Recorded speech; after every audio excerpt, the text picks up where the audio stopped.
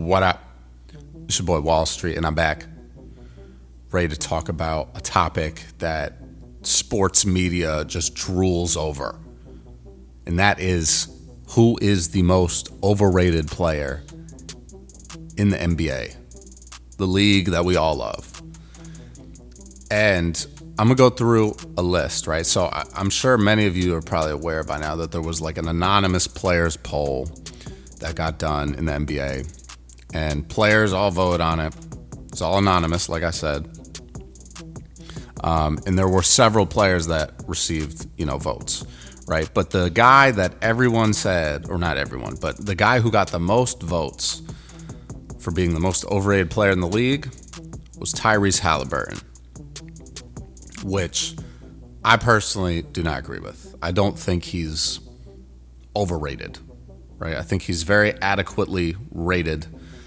I think he's a very good player. The only thing that I will not say is that the only thing I will say, I should say, is I don't think he's a superstar yet. I think a lot of people are already crowning him a superstar, right? And he's been to the conference finals last year. He's in the conference finals right now.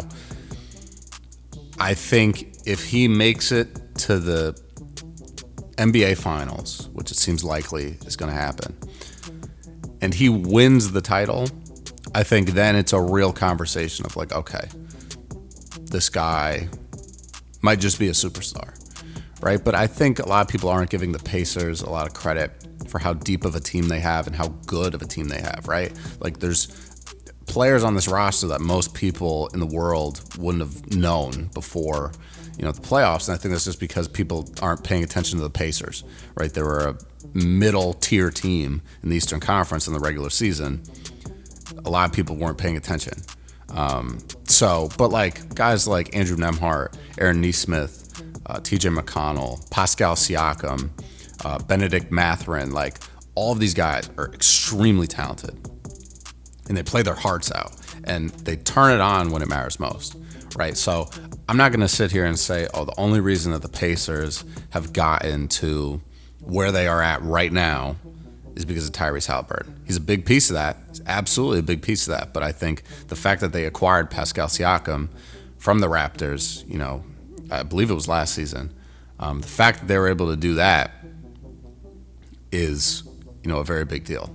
It's a very, very, very big deal because Pascal Siakam is a beast. That guy is very good. And a lot of people, I think, don't give him enough credit. He's underrated. So let's see.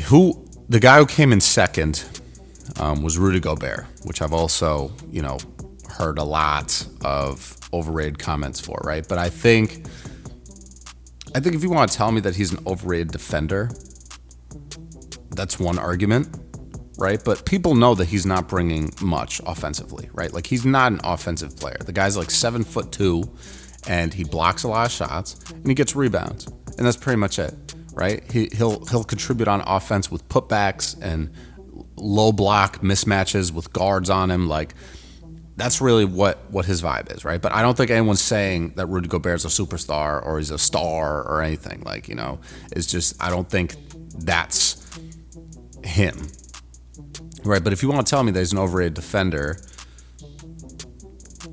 I think that begs more of a conversation. But I would say I don't think he's an overrated defender.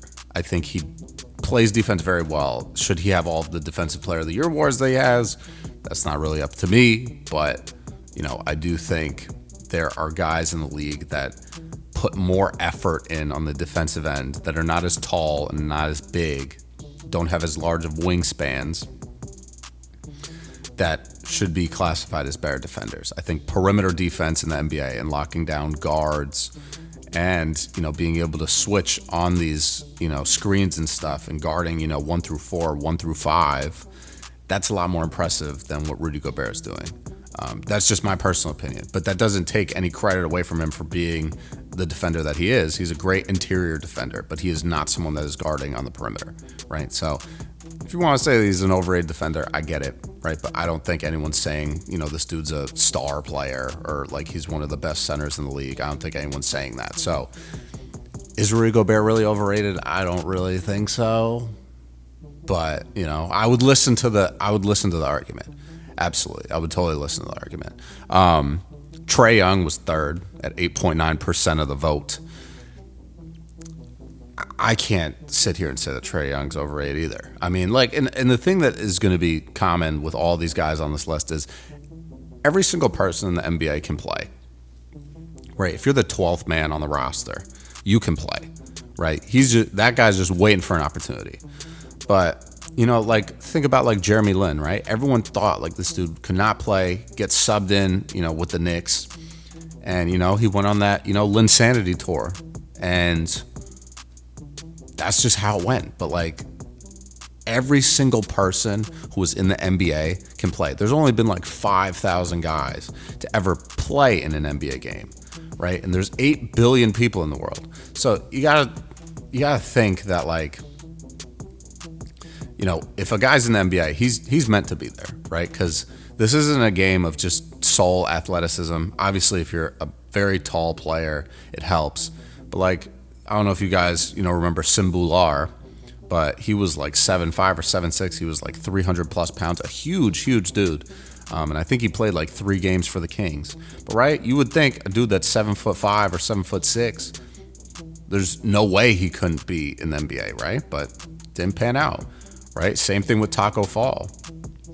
Dude is 7'7", right? And he played in the NBA for a little bit, and now he's out of the league.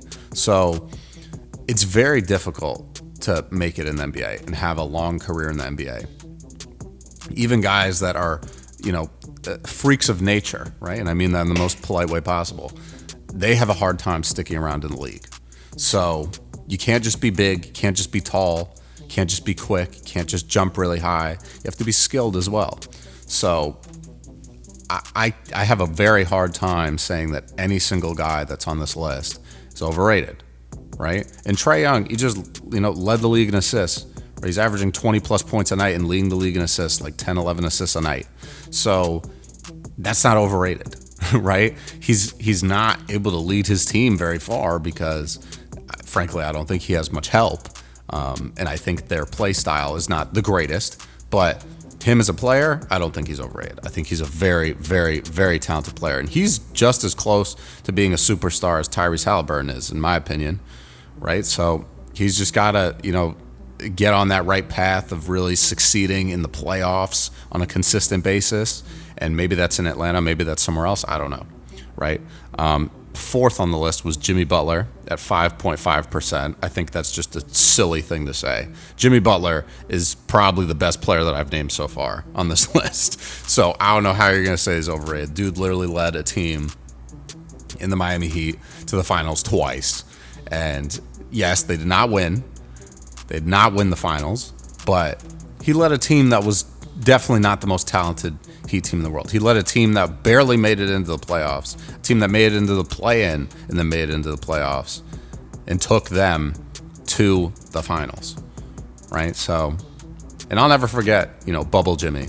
Jimmy in the NBA bubble was unreal. That was one of the greatest moments on television, seeing Jimmy Butler and LeBron James and Anthony Davis all go at it.